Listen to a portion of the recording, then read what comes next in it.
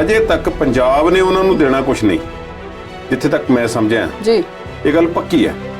ਤੇ ਦਿੱਲੀ ਦਾ ਮਾਡਲ ਪੰਜਾਬ ਵਿੱਚ ਸਕੂਲਾਂ ਦਾ ਲਾਗੂ ਹੋਵੇਗਾ, ਇਹ ਸਰਕਾਰ ਆਖ ਚੁੱਕੀ ਹੈ। ਪੰਜਾਬ ਵਿੱਚ ਪਹਿਲਾਂ ਹੀ ਦਿੱਲੀ ਦੇ ਜਿਹੜੇ ਬੋਰਡ ਨੇ, ਜਿਹੜਾ ਕੇਂਦਰ ਦੇ ਬੋਰਡ ਨੇ CBSE ਜਾਂ ICSE ਤੋਂ ਪਹਿਲਾਂ ਹੀ ਪੰਜਾਬ ਵਿੱਚ ਮੌਜੂਦ ਨੇ। ਹੁਣ ਉਹਨਾਂ ਨੂੰ ਜਿਹੜਾ ਹੈ ਇੱਥੇ ਲਾਗੂ ਕੀਤਾ ਜਾਵੇਗਾ, ਪਰ ਪੰਜਾਬ ਸਕੂਲ ਸਿੱਖਿਆ ਬੋਰਡ ਨੂੰ ਇੰਪਰੂਵ ਕੀਤਾ ਜਾਵੇਗਾ ਜਾਂ ਕੋਈ ਨਵਾਂ ਸਿਸਟਮ ਲਾਗੂ ਕੀਤਾ ਜਾਵੇਗਾ। ਜਿਹੜੀ ਸਾਡੀ ਕੋਰ ਵੈਲਿਊਜ਼ ਦੀ ਸਾਡੀ ਕੋਈ ਐਜੂਕੇਸ਼ਨ ਹੈ, ਉਹਦੇ ਵਾਸਤੇ ਕੋਈ ਲੋਕਲ ਕਮੇਟੀ ਬਣੇ। ਸਾਡੇ ਤੇ ਦਿੱਲੀ ਵਾਲਾ ਕਲਚਰ ਜਾਂ ਹੋਰ ਕਿਤੇ ਦਾ ਵੀ, ਕਿਸੇ ਤੇ ਵੀ ਪੰਜਾਬ ਦਾ ਵੀ ਕਲਚਰ ਕਿਤੇ ਹੋਰ ਜਾ ਕੇ ਵੀ ਥੋਪਿਆ ਨਹੀਂ ਜਾਣਾ ਚਾਹੀਦਾ। ਇਸ ਤਰ੍ਹਾਂ ਲੱਗਦਾ ਹੈ ਫੈਸਲਿਆਂ ਤੋਂ ਕਿ ਤਿਆਰੀ ਕੋਈ ਨਹੀਂ ਸੀ, ਸਿਰਫ ਐਲਾਨ ਹੀ ਇਹਨਾਂ ਨੇ ਕੀਤੇ ਨੇ। ਅਜੇ ਤੱਕ ਕੋਈ ਪ੍ਰੋਪਰ ਟਰਾਂਸਪੋਰਟ ਨੀਤੀ, ਕੇਬਲ ਨੀਤੀ, ਮਾਈਨਿੰਗ ਨੀਤੀ, ਆਬਕਾਰੀ ਨੀਤੀ, ਸਕੂਲਾਂ ਦਾ, ਹਸਪਤਾਲਾਂ ਦਾ, ਜਿਵੇਂ ਤੁਸੀਂ ਹੋਰ ਦੱਸੇ ਆ ਮੁੱਦੇ, ਇਹਨਾਂ ਬਾਰੇ ਕੋਈ ਠੋਸ ਫੈਸਲਾ ਨਹੀਂ। ਸਰਕਾਰ ਦਾ ਬਿਆਨ ਜਿਹੜਾ ਕਿ ਹੁਣੇ ਚੱਲਣ ਦਿਓ, ਕਿ ਉਹ ਸੁਪਰੀਮ ਕੋਰਟ ਦੇ ਹੁਕਮ ਦੀ ਉਲੰਘਣਾ ਨਹੀਂ, ਸੋਚਿਆ ਨਹੀਂ ਨਾ, ਇਸ ਕਰਕੇ ਨਾ ਉਸ ਤੇ ਬਿਆਨ ਲਾਉਣ ਲੱਗਿਆ ਨੇ ਸੋਚਿਆ, ਤੇ ਨਾ ਹਟਾਉਣ ਲੱਗਿਆ ਨੇ ਸੋਚਿਆ। ਮਾਈਨਿੰਗ ਨੀਤੀ ਬਣਾਉਣ ਲਈ ਜਾਂ ਆਬਕਾਰੀ ਨੀਤੀ ਲਈ ਲੋਕਾਂ ਤੋਂ ਸੁਜੈਸ਼ਨ ਮੰਗੇ ਹੋਏ ਨੇ ਸਰਕਾਰ ਨੇ, ਅੱਜ ਤੱਕ ਤੇ ਦੱਸਿਆ ਨਹੀਂ। ਉਹ ਆਮ ਆਦਮੀ ਪਾਰਟੀ ਦੇ ਮੁੱਖ ਮੰਤਰੀ ਦੇ ਉਮੀਦਵਾਰ ਲਈ ਤਾਂ ਬੜੀ ਛੇਤੀ ਦੱਸਦਾ ਸੀ ਕਿ ਲੱਖਾਂ ਮੈਸੇਜ ਆ ਗਏ ਨੇ। ਕਾਂਗਰਸ ਵਿੱਚ ਜਿਹੜੇ ਨਾਰਾਜ਼ ਧੜਾ ਹੈ, ਉਹ ਧੜਾ ਨਹੀਂ, ਕਈ ਧੜੇ ਨੇ ਜਿਨ੍ਹਾਂ ਵਿੱਚ ਨਾਰਾਜ਼ ਸੀਜ਼ਨਲ ਤੌਰ ਤੇ ਨਾਰਾਜ਼ ਹੋਣ ਵਾਲੇ ਬੰਦੇ ਵੀ ਨੇ, ਜਿਹੜੇ ਮੌਸਮ ਦੇ ਹਿਸਾਬ ਨਾਲ ਨਾਰਾਜ਼ ਹੋ ਜਾਂਦੇ ਨੇ, ਤੇ ਕਈ ਮੁੱਦਿਆਂ ਤੇ ਆਧਾਰਿਤ ਨਾਰਾਜ਼ ਹੁੰਦੇ ਨੇ, ਤੇ ਫਿਰ 2-4 ਦਿਨਾਂ ਬਾਅਦ ਠੀਕ ਵੀ ਹੋ ਜਾਂਦੇ ਨੇ। ਆਰਗੈਨਿਕ ਪ੍ਰੋਡਕਟ ਦੇ ਬਾਰੇ ਜਾਣਕਾਰੀ ਵੀ ਨਹੀਂ ਹੈ। ਤੋਮਰ ਸਾਹਿਬ ਨੂੰ ਪੁੱਛਿਆ ਜਾਵੇ ਕਿ ਤੁਹਾਡੀਆਂ ਜਿਹੜੀਆਂ ਯੂਨੀਵਰਸਿਟੀਆਂ ਨੇ, ਕੀ ਉਹ ਕਿਸਾਨਾਂ ਨੂੰ ਚੰਗੀ ਤਰ੍ਹਾਂ ਆਰਗੈਨਿਕ ਪ੍ਰੋਡਕਟ ਜਿਹੜੀਆਂ ਰਿਕਮੈਂਡ ਕਰਦੀਆਂ ਨੇ? ਸਾਰੇ ਭਾਰਤ ਦਾ ਢਿੱਡ ਭਰਦਾ ਰਿਹਾ ਹੈ ਪੰਜਾਬ, ਅੰਨਦਾਤਾ ਬਣ ਕੇ, ਔਰ ਛੋਟਾ ਜਿਹਾ ਇੱਕ ਸੂਬਾ ਹੋਵੇ ਤੇ ਇੰਨਾ ਜ਼ਿਆਦਾ ਜਿਹੜਾ ਅਨਾਜ ਪੈਦਾ, ਜਿਹੜਾ ਤੁਸੀਂ ਅੱਜ ਭੇਜ ਕੇ ਅਫਗਾਨਿਸਤਾਨ ਨੂੰ ਤੇ ਸ਼੍ਰੀਲੰਕਾ ਨੂੰ ਤੇ ਹੋਰਨਾਂ ਮੁਲਕਾਂ ਨੂੰ ਤੁਹਾਡੀ ਖਣ ਕਿੰਨੀ ਜਾ ਰਹੀ ਤੇ ਵਾਹਵਾ ਖੱਟ ਰਹੇ ਹੋ। ਤੁਸੀਂ ਸੋਚ ਸਮਝ ਕੇ ਗੱਲ ਕਰਨੀ ਚਾਹੀਦੀ ਹੈ।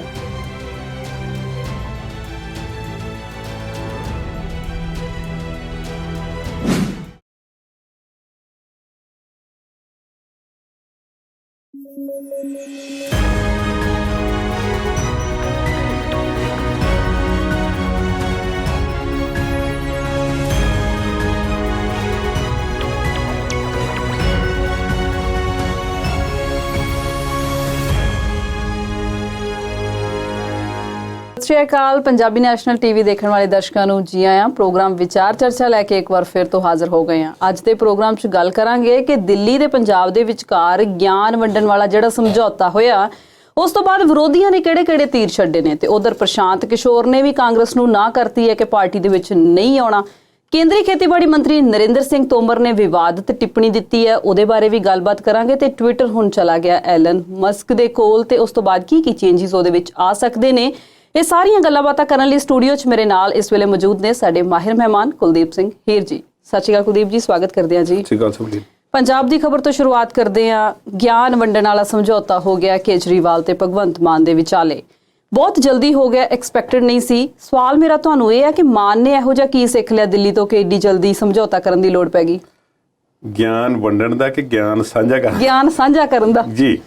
ਗਿਆਨ ਸਾਂਝਾ ਹੋਪਫੁਲੀ ਹੋਵੇਗਾ।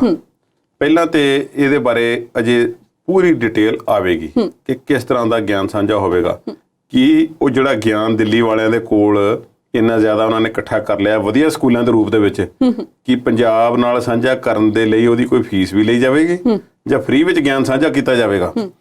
ਅਜੇ ਤੱਕ ਪੰਜਾਬ ਨੇ ਉਹਨਾਂ ਨੂੰ ਦੇਣਾ ਕੁਝ ਨਹੀਂ, ਜਿੱਥੇ ਤੱਕ ਮੈਂ ਸਮਝਿਆ ਜੀ, ਇਹ ਗੱਲ ਪੱਕੀ ਹੈ। ਤੇ ਦਿੱਲੀ ਦਾ ਮਾਡਲ ਪੰਜਾਬ ਵਿੱਚ ਸਕੂਲਾਂ ਦਾ ਲਾਗੂ ਹੋਵੇਗਾ, ਇਹ ਸਰਕਾਰ ਆਖ ਚੁੱਕੀ ਹੈ। ਸੋ ਇੱਕ ਪਾਸੇ ਦੀ ਟ੍ਰੈਫਿਕ ਹੋਵੇਗੀ ਇਸ ਸਮਝੌਤੇ ਮੁਤਾਬਕ, ਜਿਸ ਤਹਿਤ ਸਿੱਖਿਆ ਤੇ ਸਿਹਤ ਦੇ ਖੇਤਰ ਦੇ ਵਿੱਚ ਦਿੱਲੀ ਦੇ ਮਾਡਲ ਨੂੰ ਪੰਜਾਬ ਵਿੱਚ ਲਿਆਂਦਾ ਜਾਵੇਗਾ। ਭਗਵੰਤ ਮਾਨ 2 ਰੋਜ਼ਾ ਦੌਰੇ ਤੇ ਗਏ, ਆਪਣੀ ਟੀਮ ਲੈ ਗਏ, ਮੰਤਰੀ ਵੀ ਲੈ ਗਏ, ਸੰਤਰੀ ਵੀ ਲੈ ਗਏ, ਆਪਣੇ ਅਫਸਰ ਵੀ ਲੈ ਗਏ, ਤੇ ਸਾਰਿਆਂ ਨੂੰ ਲੈ ਕੇ ਉੱਥੇ 2 ਦਿਨ ਡੇਰੇ ਲਾਏ ਤੇ ਅੱਜ ਵਾਪਸ ਮੈਨੂੰ ਲੱਗਦਾ ਕਿ ਆ ਜਾਣਗੇ। ਉਹਨਾਂ ਨੇ ਕੋਈ ਗਿਆਨ ਉੱਥੇ ਦੇਖਿਆ ਜਿਹੜਾ ਉਹਨਾਂ ਨੇ ਹਾਸਲ ਕੀਤਾ ਹੈ, ਤੇ ਹੁਣ ਉਹ ਪੰਜਾਬ ਦੇ ਲੋਕਾਂ ਨੂੰ ਉਹ ਗਿਆਨ ਜਿਹੜਾ ਹੈ ਉਹ ਮਿਲੇਗਾ ਦਿੱਲੀ ਦੇ ਸਕੂਲਾਂ ਤੇ ਹਸਪਤਾਲਾਂ ਵਾਲਾ। ਕੀ ਉਹ ਅਫਸਰ ਇੱਥੇ ਆ ਕੇ ਗਾਈਡ ਕਰਨਗੇ ਜਾਂ ਉਹਨਾਂ ਨੂੰ ਕੋਈ ਪੋਸਟਾਂ ਦਿੱਤੀਆਂ ਜਾਣਗੀਆਂ ਜੀ, ਜਾਂ ਦਿੱਲੀ ਦੇ ਲੋਕਾਂ ਨੂੰ ਇੱਥੇ ਇੰਪਲੋਏ ਕਰਕੇ ਜਿਹੜੇ ਉੱਥੇ ਦੇ ਅਫਸਰ ਹਨ ਜਾਂ ਸਕੱਤਰ ਲੈਵਲ ਦੇ ਜਾਂ ਸੈਕਟਰੀ ਹਨ ਜਾਂ ਐਜੂਕੇਸ਼ਨ ਦੇ ਵੱਡੇ ਅਫਸਰ ਨੇ ਜਾਂ ਸਿਹਤ ਦੇ ਵੱਡੇ ਅਫਸਰ ਨੇ, ਕਿ ਉਹਨਾਂ ਨੂੰ ਪੰਜਾਬ ਦੇ ਵਿੱਚ ਕੋਈ ਵੱਡੀਆਂ ਪੋਸਟਾਂ ਦਿੱਤੀਆਂ ਜਾਣਗੀਆਂ। ਅਜੇ ਇਸ ਬਾਰੇ ਕੁਝ ਨਹੀਂ ਕਿਹਾ ਜਾ ਸਕਦਾ, ਪਰ ਇਸ ਸਮਝੌਤੇ ਮੁਤਾਬਕ 2 ਖੇਤਰਾਂ ਦਾ ਇਹ ਸਮਝੌਤਾ ਹੋਇਆ। ਜੋ ਸਵੇਰੇ ਇੱਕ ਕਾਪੀ ਆ ਗਈ ਸੀ 8 ਸਫ਼ਿਆਂ ਦੀ, ਉਸ ਦੀ ਅਸੀਂ ਅਧਿਕਾਰਿਕ ਤੌਰ ਤੇ ਪੁਸ਼ਟੀ ਨਹੀਂ ਕਰਦੇ। ਇਸ ਦੇ ਉੱਪਰ ਭਗਵੰਤ ਮਾਨ, ਇਹ ਜਿਹੜੀ ਹੁਣ ਆਈ ਹੈ ਜਿਸ ਵਿੱਚ ਸਿੱਖਿਆ ਤੇ ਸਿਹਤ ਦਾ ਜ਼ਿਕਰ ਹੈ, ਇਸ ਵਿੱਚ ਭਗਵੰਤ ਮਾਨ ਦੇ ਵੀ ਸਾਈਨ ਨੇ ਤੇ ਅਰਵਿੰਦ ਕੇਜਰੀਵਾਲ ਦੇ ਵੀ ਸਾਈਨ ਨੇ ਤੇ ਤਰੀਕ ਵੀ ਪਈ ਹੋਈ ਹੈ। ਜਦ ਕਿ ਸਵੇਰੇ 8 ਸਫ਼ਿਆਂ ਵਾਲੀ ਇੱਕ ਕਾਪੀ ਆਈ ਸੀ ਜਿਹੜੀ ਬਾਦਲ ਹੋਰੀ ਲੈ ਕੇ ਬੈਠੇ, ਜਿਹੜੀ ਸੁਖਬੀਰ ਬਾਦਲ ਹੋਰੀ ਲੈ ਕੇ ਬੈਠੇ ਸੀ ਪ੍ਰੈਸ ਕਾਨਫਰੰਸ ਵਿੱਚ, ਤੇ ਉਹਨਾਂ ਲੋਕਾਂ ਨੇ ਵੀ ਵੇਖੀ ਆ, ਉਹ ਪਹਿਲਾਂ ਵੀ ਦੇਖ ਲਈ ਸੀ। ਉਸ ਦੇ ਵਿੱਚ 8-9 ਮੁੱਦੇ ਸਨ ਜਿਨ੍ਹਾਂ ਵਿੱਚ ਗੱਲਾਂ ਸਾਂਝੀਆਂ ਕਰਨ ਦੀ ਗੱਲ ਕੀਤੀ ਗਈ ਸੀ। ਕੀ ਉਹ ਮੁੱਢਲਾ ਖਰੜਾ ਸੀ ਤੇ ਬਾਅਦ ਵਿੱਚ ਉਸ ਵਿੱਚੋਂ ਕੱਟ ਕੇ ਇੱਕ ਸਫ਼ੇ ਦਾ ਬਣਾਇਆ ਗਿਆ, ਜਾਂ ਮੌਕੇ ਦੀ ਨਜ਼ਾਕਤ ਦੇ ਹਿਸਾਬ ਨਾਲ ਇਸ ਨੂੰ ਜਿਹੜਾ ਬਦਲਿਆ ਗਿਆ, ਅਜੇ ਸਪਸ਼ਟ ਨਹੀਂ ਹੈ। ਇਸ ਤੇ ਵੀ ਰੌਲਾ ਮਾੜਾ ਮੋਟਾ ਪੈ ਸਕਦਾ ਹੈ। ਪਰ ਸਰਕਾਰ ਨੇ ਜੋ ਸਾਂਝਾ ਕੀਤਾ ਸਿਰਫ ਸਿੱਖਿਆ ਤੇ ਸਿਹਤ ਦਾ, ਕਿ ਉਹ ਗਿਆਨ ਜਿਹੜਾ ਹੈ ਉਹ ਸਾਂਝਾ ਕੀਤਾ ਜਾਵੇਗਾ, ਬਲਕਿ ਦਿੱਲੀ ਵਾਲਾ ਗਿਆਨ ਹੁਣ ਪੰਜਾਬ ਦੇ ਉੱਪਰ ਲਾਗੂ ਹੋਵੇਗਾ। ਹਰ ਸਟੇਟ ਦੀ ਆਪਣੀ ਆਪਣੀ ਸਮੱਸਿਆ ਹੁੰਦੀ ਹੈ। ਤੁਹਾਨੂੰ ਲੱਗਦਾ ਹੈ ਕਿ ਦਿੱਲੀ ਵਾਲਾ ਮਾਡਲ ਪੰਜਾਬ ਦੇ ਵਿੱਚ ਫਿੱਟ ਹੋ ਜਾਊਗਾ? ਪੂਰਨ ਤੌਰ ਤੇ ਨਹੀਂ। ਦਿੱਲੀ ਦਾ ਮਾਡਲ ਜਿਹੜਾ ਹੈ, ਮੋਡ ਆਫ ਐਜੂਕੇਸ਼ਨ ਜਿਹੜਾ ਹੈ ਉਹ ਫਿੱਟ ਹੋ ਸਕਦਾ ਹੈ। ਮੋਡ ਆਫ ਐਜੂਕੇਸ਼ਨ ਭਾਵ ਕਿ ਸਕੂਲਾਂ ਦੇ ਵਿੱਚ ਇਮਤਿਹਾਨ ਲੈਣ ਦੇ ਤੌਰ ਤਰੀਕੇ, ਸਿਲੇਬਸ ਘੜਨ ਦੇ ਤੇ ਨਾਲ ਬੱਚਿਆਂ ਦੀ ਜਿਹੜੇ ਉਹਨਾਂ ਨੂੰ ਮਾਰਕਸ ਅਵਾਰਡ ਕਰਨੇ ਨੇ ਜਾਂ ਹੋਰ ਚੀਜ਼ਾਂ ਨੇ, ਜਾਂ ਕੁਆਲਿਟੀ ਆਫ ਐਜੂਕੇਸ਼ਨ ਜਾਂ ਕਿਸ ਲੈਵਲ ਦਾ, ਜਿਹੜੀ ਖਾਸ ਤੌਰ ਤੇ ਟੈਕਨੀਕਲ ਐਜੂਕੇਸ਼ਨ ਹੈ, ਉਹਦੀ ਜਾਣਕਾਰੀ ਦੇ ਲੈਵਲ ਜਿਹੜੇ ਹਨ ਉਹ ਵਧਾਏ ਜਾ ਸਕਦੇ ਨੇ। ਹੁਣ ਲੈਂਗੁਏਜ ਐਬਿਲਿਟੀ ਨੂੰ ਕਿੰਨਾ ਕੁ ਇੰਪਰੂਵ ਕੀਤਾ ਜਾ ਸਕਦਾ? ਕੀ ਦਿੱਲੀ ਵਾਲਾ ਮਾਡਲ ਲਾਗੂ ਹੋਣ ਨਾਲ ਪੰਜਾਬੀ ਜਾਂ ਹਿੰਦੀ ਤਾਂ ਨਹੀਂ ਬੈਕਫੁੱਟ ਤੇ ਜਾਣਗੇ? ਜਿਵੇਂ ਕਿ ਪੰਜਾਬ ਵਿੱਚ ਪਹਿਲਾਂ ਹੀ ਦਿੱਲੀ ਦੇ ਜਿਹੜੇ ਬੋਰਡ ਨੇ, ਜਿਹੜਾ ਕੇਂਦਰ ਦੇ ਬੋਰਡ ਨੇ, CBSE ਜਾਂ ICSE ਤੋਂ ਪਹਿਲਾਂ ਪੰਜਾਬ ਵਿੱਚ ਮੌਜੂਦ ਨੇ। ਹੁਣ ਉਹਨਾਂ ਨੂੰ ਜਿਹੜਾ ਹੈ ਇੱਥੇ ਲਾਗੂ ਕੀਤਾ ਜਾਵੇਗਾ, ਪਰ ਪੰਜਾਬ ਸਕੂਲ ਸਿੱਖਿਆ ਬੋਰਡ ਨੂੰ ਇੰਪਰੂਵ ਕੀਤਾ ਜਾਵੇਗਾ ਜਾਂ ਕੋਈ ਨਵਾਂ ਸਿਸਟਮ ਲਾਗੂ ਕੀਤਾ ਜਾਵੇਗਾ, ਇਹਦੇ ਬਾਰੇ ਕੁਝ ਨਹੀਂ ਕਹਿ ਸਕਦੇ। ਪਰ ਦਿੱਲੀ ਦੇ ਸਮਾਰਟ ਸਕੂਲਾਂ ਨੂੰ ਵਧੀਆ ਮਿੱਥ ਕੇ ਤੇ ਦਿੱਲੀ ਦੇ ਸਕੂਲਾਂ ਨੂੰ ਭਗਵੰਤ ਮਾਨ ਨੇ ਕਿਹਾ ਕਿ ਇਹੋ ਜਿਹੇ ਸਕੂਲ ਤਾਂ ਮੈਂ ਬਾਹਰਲੇ ਦੇਸ਼ਾਂ 'ਚ ਦੇਖੇ ਸੀ, ਇੰਡੀਆ ਵਿੱਚ ਤਾਂ ਮੈਂ ਦੇਖੇ ਨਹੀਂ ਜੀ। ਖੈਰ, ਇਹ ਹੁਣ ਆਉਣ ਵਾਲੇ ਦਿਨਾਂ 'ਚ, ਸਾਲਾਂ 'ਚ ਪਤਾ ਲੱਗੇਗਾ ਕਿ ਕਿਵੇਂ ਹੋਵੇਗਾ। ਮੁਹੱਲਾ ਕਲੀਨਿਕ ਕਿਵੇਂ ਚੱਲਣਗੇ ਤੇ ਹਸਪਤਾਲ ਜਿਹੜੇ ਸਾਡੇ ਜਿਹੜੇ ਸਰਕਾਰੀ ਹਸਪਤਾਲ ਨੇ ਬਿਮਾਰ ਪਏ ਹੋਏ ਨੇ ਇੰਨੇ ਲੰਬੇ ਸਮੇਂ ਤੋਂ, ਸਟਾਫ ਨਹੀਂ ਹੈ, ਕੁਝ ਨਹੀਂ ਹੈ, ਸਮਾਨ ਨਹੀਂ ਹੈ, ਉਹ ਦੇਖੋ ਉਹਨਾਂ ਦੀ ਕੀ ਹਾਲਤ ਬਣਦੀ ਹੈ। ਪਰ ਮੈਂ ਸਮਝਦਾ ਕਿ ਅਜੇ ਤੱਕ ਸਾਨੂੰ ਫਿੰਗਰਸ ਕ੍ਰਾਸ ਰੱਖਣੀ ਚਾਹੀਦੀਆਂ, ਡਰਨ ਵਾਲੀ ਕੋਈ ਗੱਲ ਨਹੀਂ ਹੈ। ਕੁਲਦੀਪ ਜੀ, ਵਿਰੋਧੀ ਜਿਹੜੇ ਉਹ ਬੜੇ ਮੌਕਾ ਪ੍ਰਸਤ ਹੁੰਦੇ ਆ। ਜਦੋਂ ਉਹਨਾਂ ਨੂੰ ਮੌਕਾ ਮਿਲਦਾ ਉਹ ਫਿਰ ਸਿਰੀ ਚੁੱਕ ਲੈਂਦੇ ਨੇ ਤੇ ਫੱਕਾ ਨਹੀਂ ਛੱਡਦੇ। ਜਿੱਦਾਂ ਅੱਜ ਸਮਝੌਤਾ ਹੈ ਨੌਲੇਜ ਸ਼ੇਅਰਿੰਗ ਵਾਲਾ ਪੰਜਾਬ ਤੇ ਦਿੱਲੀ ਦੇ ਵਿਚਕਾਰ, ਤੇ ਸਿੱਧੂ ਸਾਹਿਬ ਹੋ ਗਏ, ਸੁਖਬੀਰ ਬਾਦਲ ਹੋ ਗਏ, ਬਹੁਤ ਬੋਲ ਰਹੇ। ਕੋਈ ਕਹਿ ਰਿਹਾ ਜ਼ਮੀਰ ਗਹਿਣੇ ਰੱਖਤੀ, ਕੋਈ ਕਹਿੰਦਾ ਕੇਜਰੀਵਾਲ ਮੁੱਖ ਮੰਤਰੀ ਬਣ ਗਿਆ। ਕਿੰਨਾ ਕੁ ਜਾਇਜ਼ ਹੈ ਇਹਨਾਂ ਦਾ ਬੋਲਣਾ? ਦੇਖੋ, ਜਿੱਥੇ ਤੱਕ ਤੇ ਅਕਾਲੀ ਦਲ ਦੀ ਗੱਲ ਹੈ, ਅਕਾਲੀ ਦਲ ਵਾਲਿਆਂ ਨੇ ਉਹੀ 8 ਸਫ਼ਿਆਂ ਵਾਲਾ ਇੱਕ ਜਿਹੜਾ ਸੀ, ਇੱਕ ਸਮਝੌਤੇ ਦੀ ਇੱਕ ਕੱਚਾ ਜਿਹਾ ਖਰੜਾ ਲੋਕਾਂ ਨੂੰ ਦਿਖਾ ਕੇ, ਤੇ ਫਿਰ ਉਸ ਤੇ ਸੁਖਬੀਰ ਬਾਦਲ ਤੇ ਲਾਗੇ ਉਹਨਾਂ ਦੇ ਬੈਂਸ ਸਾਹਿਬ ਬੈਠੇ ਹੋਏ ਸੀ ਮੁੱਖ ਸਲਾਹਕਾਰ, ਤੇ ਉਹ ਆਪਸੀ ਸੂਝ-ਬੂਝ ਨਾਲ ਜਾਂ ਆਪਸੀ ਸਲਾਹ ਨਾਲ ਜਿਹੜੇ ਸੀ ਉਹ ਗੱਲ ਨੂੰ ਤੋਂ ਅੱਗੇ ਤੋਰ ਰਿਹਾ ਸੀ ਪ੍ਰੈਸ ਕਾਨਫਰੰਸ ਦੇ ਵਿੱਚ। ਬੜੇ ਨਿਰਾਸ਼ ਨਜ਼ਰ ਆਏ ਕਿ ਦੇਖੋ, ਇਹ ਕੇਜਰੀਵਾਲ ਦਾ ਕੰਮ, ਇਹਦਾ ਪਹਿਲਾਂ ਇਹਦਾ ਮੂਡ ਸੀ ਕਿ ਇੱਕ ਮੌਕਾ ਕੇਜਰੀਵਾਲ ਨੂੰ, ਉਹ ਇਹ ਕੇਜਰੀਵਾਲ ਇੱਥੇ ਕਰਨਾ ਚਾਹੁੰਦਾ। ਮੈਂ ਕਹਿੰਦਾ ਜੀ, ਕੇਜਰੀਵਾਲ ਛੱਡ ਕੇ ਡੋਨਲਡ ਟਰੰਪ ਹੋਵੇ, ਨਵਾਜ਼ ਸ਼ਰੀਫ ਹੋ ਜਾਏ, ਇਮਰਾਨ ਖਾਨ ਹੋ ਜਾਏ, ਕੋਈ ਹੋ ਜਾਏ, ਸਿੱਖਿਆ ਤੇ ਸਿਹਤ ਬਿਹਤਰ ਹੋ ਜਾਣ। ਸਿੱਖਿਆ ਦੇ ਵਿੱਚ ਸਾਨੂੰ ਜਿਵੇਂ ਮੈਂ ਪਹਿਲਾਂ ਦੱਸਿਆ ਕਿ ਟੈਕਨੀਕਲ ਐਜੂਕੇਸ਼ਨ ਬੈਟਰ ਹੋ ਜਾਏ, ਹੋਰ ਵੀ ਜਿਹੜੇ ਫੈਕਲਟੀਜ਼ ਹਨ ਉਹ ਬੈਟਰ ਹੋਣ, ਪਰ ਜਿਹੜੀ ਸਾਡੀ ਕੋਰ ਵੈਲਿਊਜ਼ ਦੀ ਸਾਡੀ ਕੋਈ ਐਜੂਕੇਸ਼ਨ ਹੈ, ਉਹਦੇ ਵਾਸਤੇ ਕੋਈ ਲੋਕਲ ਕਮੇਟੀ ਬਣੇ। ਸਾਡੇ ਤੇ ਦਿੱਲੀ ਵਾਲਾ ਕਲਚਰ ਜਾਂ ਹੋਰ ਕਿਤੇ ਦਾ ਵੀ, ਕਿਸੇ ਤੇ ਵੀ ਪੰਜਾਬ ਦਾ ਵੀ ਕਲਚਰ ਕਿਤੇ ਹੋਰ ਜਾ ਕੇ ਵੀ ਥੋਪਿਆ ਨਹੀਂ ਜਾਣਾ ਚਾਹੀਦਾ। ਇਸੇ ਤਰ੍ਹਾਂ ਸਾਨੂੰ ਆਪਣਾ ਬੱਚਿਆਂ ਨੂੰ ਆਪਣੇ ਬਾਰੇ ਪੜ੍ਹਨ ਪੜ੍ਹਾਉਣ ਦਾ, ਆਪਣੇ ਇਤਿਹਾਸ ਦਾ ਤੇ ਲੈਂਗੁਏਜ ਦਾ, ਇਹ ਸਭ ਹੱਕ ਹੈ ਤੇ ਉਸ ਦਾ ਖਿਆਲ ਰੱਖਿਆ ਜਾਵੇ। ਲੈਂਗੁਏਜ ਤੇ ਕਿਤੇ ਦੀ ਵੀ ਜਿਹੜੀ ਐਜੂਕੇਸ਼ਨ ਕਿਤੇ ਦੀ ਵੀ ਆ ਜਾਵੇ। ਅੱਜ ਜਿਹੜੇ ਪੰਜਾਬ ਦੇ ਵਿੱਚ ਇਹ ਕਹਿ ਰਹੇ ਨੇ, ਅਕਾਲੀ ਦਲ ਦੀ ਜੇ ਮੈਂ ਗੱਲ ਕਰਾਂ ਤੇ ਕਿ ਦੇਖੋ ਜੀ ਬਾਹਰਲੇ ਮਾਡਲ ਲਾਗੂ ਹੋ ਰਹੇ ਨੇ, ਤੇ ਜਦੋਂ ਜਨਾਬ ਹੋਣੀ MOU ਸਾਈਨ ਕਰ ਰਹੇ ਸੀ ਸੁਖਬੀਰ ਸਿੰਘ ਬਾਦਲ ਅਲਬਰਟਾ ਸੂਬੇ ਦੇ ਨਾਲ, ਕੈਨੇਡਾ ਦੇ ਨਾਲ, ਉਹ ਕਿਸ ਚੀਜ਼ ਦਾ MOU ਸਾਈਨ ਕੀਤਾ ਗਿਆ ਸੀ? ਉਸ ਵਿੱਚ ਵੀ ਵਿਦਿਆਰਥੀਆਂ ਦੇ ਆਦਾਨ ਪ੍ਰਦਾਨ ਦੀ ਗੱਲ ਹੋਈ ਸੀ। ਇਸੇ ਤਰ੍ਹਾਂ ਹੋਰਨਾਂ ਇੰਡਸਟਰੀਲਿਸਟ ਦੇ ਨਾਲ ਇਸ ਤਰ੍ਹਾਂ ਦੇ MOU ਸਾਈਨ ਕੀਤੇ ਹੋਏ ਨੇ ਕਿ ਸਨਅਤ ਲਿਆਵਾਂਗੇ, ਲਾਵਾਂਗੇ। ਬਿਜਲੀ ਸਮਝੌਤਿਆਂ ਦੀ ਗੱਲ, ਬਿਜਲੀ ਸਮਝੌਤੇ ਇੰਨੇ ਮਹਿੰਗੇ ਵੱਡੀਆਂ ਕੰਪਨੀਆਂ ਨਾਲ ਕੀਤੇ ਗਏ, ਜਿਨ੍ਹਾਂ ਦਾ ਅੱਜ ਉਹਨਾਂ ਦੀ ਜਵਾਬਦੇਹੀ ਦੇਣੀ ਜਿਹੜੀ ਆ ਔਖੀ ਹੋਈ ਪਈ ਹੈ।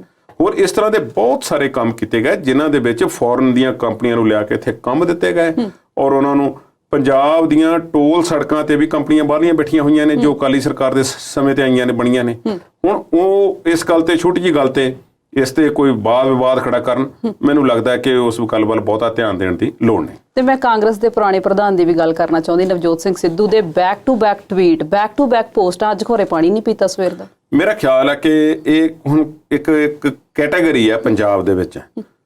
117 ਦੇ ਵਿੱਚੋਂ 92 ਸੀਟਾਂ ਜਿਹੜੀਆਂ ਨੇ ਉਹ ਆਮ ਆਦਮੀ ਪਾਰਟੀ ਦੇ ਕੋਲ ਹੈ। ਅਨਫੋਰਚੂਨੇਟਲੀ ਜਿਹੜੇ ਜਿੱਤੇ ਹੋਏ ਉਮੀਦਵਾਰ ਨੇ ਅਕਾਲੀ ਦਲ ਦੇ ਜਾਂ ਕਾਂਗਰਸ ਦੇ, ਉਹਨਾਂ ਵਿੱਚੋਂ ਥੋੜੇ ਬੋਲ ਰਹੇ ਨੇ। ਕਾਂਗਰਸ ਦੇ ਤਾਂ ਕੁਝ ਜੇ ਸੁਖਪਾਲ ਖਹਿਰਾ ਜਾਂ ਹੋਰ ਕੋਈ ਬੋਲ ਰਹੇ ਨੇ, ਤੇ ਅਕਾਲੀ ਦਲ ਦੇ ਤਾਂ ਜਿਹੜੇ ਜਿੱਤੇ ਹੋਏ ਉਹ ਕਿਤੇ ਲੱਭਿਆ ਨਹੀਂ ਮਿਲਦੇ। ਅਕਾਲੀ ਦਲ ਦੇ ਫੇਰ ਪ੍ਰਧਾਨ ਸਾਹਿਬ ਜਿਨ੍ਹਾਂ ਨੇ ਅਸਤੀਫੇ ਦੀ ਪੇਸ਼ਕਸ਼ ਵੀ ਕੀਤੀ ਸੀ, ਅਸਤੀਫਾ ਦੇਣਾ ਪਤਾ ਨਹੀਂ ਕਿਸ ਨੂੰ ਸੀ ਉਹਨਾਂ ਨੇ। ਅਜੇ ਉਹਨਾਂ ਨੂੰ, ਮੇਰਾ ਖਿਆਲ ਹੈ ਕਿ ਉਹਨਾਂ ਨੂੰ ਅਜੇ ਅੰਤਰਾਤਮਾ ਦੇ ਵਿੱਚ ਥੋੜੀ ਜਿਹੀ ਝਾਤ ਮਾਰਨ ਦੀ ਲੋੜ ਹੈ ਅਕਾਲੀ ਦਲ ਨੂੰ, ਖਾਸ ਤੌਰ ਤੇ। ਹੁਣ ਗੱਲ ਕਾਂਗਰਸ ਦੀ ਹੈ। ਇਸੇ ਕੈਟਾਗਰੀ ਦੇ ਵਿੱਚ ਜਿਵੇਂ ਪਹਿਲੀ ਕੈਟਾਗਰੀ ਮੈਂ ਦੱਸੀ ਹੈ ਸੁਖਬੀਰ ਸਿੰਘ ਬਾਦਲ ਵਾਲੀ, ਇਸੇ ਵੀ ਨਵਜੋਤ ਸਿੰਘ ਸਿੱਧੂ ਆਉਂਦੇ ਨੇ, ਜਿੰਨੇ ਧੂਮ-ਧਾਮ ਦੇ ਨਾਲ ਉਹ ਪ੍ਰਧਾਨ ਬਣੇ ਤੇ ਰੌਲਾ ਰੱਪਾ 5 ਸਾਲ ਸਿੱਧੂ ਹੁੰਦੀ ਰਹੀ। ਕੈਪਟਨ ਅਮਰਿੰਦਰ ਸਿੰਘ ਕਦੇ ਉਹਨਾਂ ਨੂੰ ਝਾੜ ਦਿੰਦੇ ਸੀ, ਕਦੇ ਕੁਝ ਕਰ ਦਿੰਦੇ ਸੀ। ਅਖੀਰ ਕੈਪਟਨ ਅਮਰਿੰਦਰ ਸਿੰਘ ਵਰਗਾ ਮਹਾਰਥੀ ਵੀ ਨਵਜੋਤ ਸਿੰਘ ਸਿੱਧੂ ਨੇ ਸਿੱਟ ਲਿਆ, ਢਾ ਲਿਆ। ਭਾਵੇਂ ਬਾਕੀ ਜੋ ਮਰਜ਼ੀ ਤੁਸੀਂ ਕਹਿ ਦਿਓ ਕਿ ਫਲਾਣੇ ਮੈਂਬਰ ਸਨ, ਉਹਦੇ ਐਮਐਲਏ ਜ਼ਿਆਦਾ ਹੋ ਗਏ ਸੀ ਦੂਸਰੇ ਪਾਸੇ।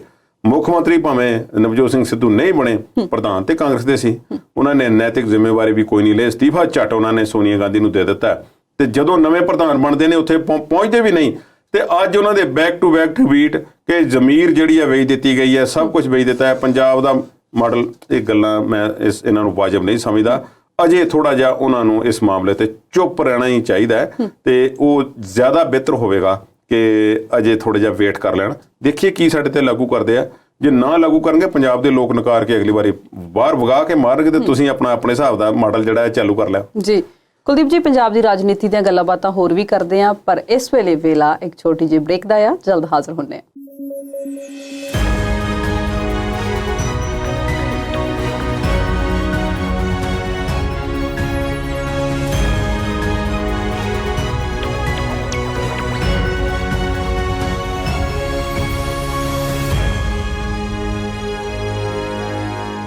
ਬ੍ਰੇਕ ਤੋਂ ਬਾਅਦ ਪ੍ਰੋਗਰਾਮ ਵਿਚਾਰ ਚਰਚਾ ਦੇਖ ਰਹੇ ਦਰਸ਼ਕਾਂ ਦਾ ਇੱਕ ਵਾਰ ਫਿਰ ਤੋਂ ਸਵਾਗਤ ਕਰਦੇ ਹਾਂ। ਕੁਲਦੀਪ ਜੀ, ਗੱਲ ਚੱਲ ਰਹੀ ਸੀ ਆਮ ਆਦਮੀ ਪਾਰਟੀ ਦੀ, ਇੱਥੋਂ ਹੀ ਪ੍ਰੋਗਰਾਮ ਦੀ ਸ਼ੁਰੂਆਤ ਕੀਤੀ ਸੀ। 1.5 ਮਹੀਨਾ ਹੋ ਗਿਆ ਇਹਨਾਂ ਨੂੰ, ਤੇ ਕਾਫੀ ਜ਼ਿਆਦਾ ਇਹਨਾਂ ਨੇ ਐਲਾਨ ਵੀ ਕੀਤੇ ਨੇ ਤੇ ਫੈਸਲੇ ਵੀ ਕੀਤੇ ਆ। ਚਾਹੇ ਉਹ 35,000 ਮੁਲਾਜ਼ਮਾਂ ਨੂੰ ਪੱਕੇ ਕਰਨ ਦੀ ਗੱਲ ਹੋਵੇ, ਚਾਹੇ 25,000 ਨਵੇਂ ਭਰਤੀ ਕਰਨ ਦੀ ਗੱਲ ਹੋਵੇ, ਚਾਹੇ ਐਂਟੀ ਕਰਪਸ਼ਨ ਨੰਬਰ ਦੀ ਗੱਲ ਕਰੀਏ, ਚਾਹੇ ਨਜਾਇਜ਼ ਮਾਈਨਿੰਗ ਲਈ ਹੈਲਪਲਾਈਨ ਜਿਹੜਾ ਨੰਬਰ ਉਹ ਕੀਤਾ ਹੈ, ਚਾਹੇ ਇੱਕ ਵਿਧਾਇਕ ਇੱਕ ਪੈਨਸ਼ਨ ਦੀ ਗੱਲ ਕਰੀਏ, ਚਾਹੇ 184 ਵਿਧਾਇਕਾਂ ਦੀ ਸੁਰੱਖਿਆ ਜਿਹੜੀ ਸਾਬਕਾ ਵਿਧਾਇਕਾਂ ਮੰਤਰੀਆਂ ਦੀ ਖੋਹ ਲਈ ਉਹਦੀ ਗੱਲ ਕਰ ਲਈਏ, ਚਾਹੇ 300 ਯੂਨਿਟ ਜਿਹੜੇ ਉਹਨਾਂ ਨੇ ਮਾਫ ਕਰਨ ਦੀ ਗੱਲ ਕੀਤੀ, ਜਾਤ ਪਾਤ ਦਾ ਪਾੜਾ ਕੀਤੀ, ਭਾਵੇਂ ਉਹਦੀ ਗੱਲ ਕਰ ਲਈਏ। ਸਵਾਲ ਮੇਰਾ ਇਹ ਹੈ ਕਿ ਇਹਨਾਂ ਦੇ ਫੈਸਲੇ ਤੁਹਾਨੂੰ ਕਿੱਦਾਂ ਸਹੀ ਜਾਪ ਰਹੇ ਨੇ? ਪਿੱਠ ਥਾਪੜਨ ਵਾਲੀ ਕੋਈ ਗੱਲ ਹੈਗੀ ਅਜੇ ਕਿ ਨਹੀਂ? ਇਹ ਫੈਸਲਾ ਅਜੇ ਅਸੀਂ ਆਮ ਆਦਮੀ ਪਾਰਟੀ ਦੀ ਉੱਪਰਲੀ ਕਰੀਮ ਤੇ ਛੱਡ ਦਈਏ, ਤੇ ਮੈਂ ਤੁਹਾਨੂੰ 2-4 ਉਦਾਹਰਨਾਂ ਮੈਂ ਦੇ ਦਿੰਦਾ, ਤੇ ਤੁਸੀਂ ਉੱਥੋਂ ਅੰਦਾਜ਼ਾ ਲਾ ਲੈਣਾ ਕਿ ਕੀ ਹੋ ਰਿਹਾ।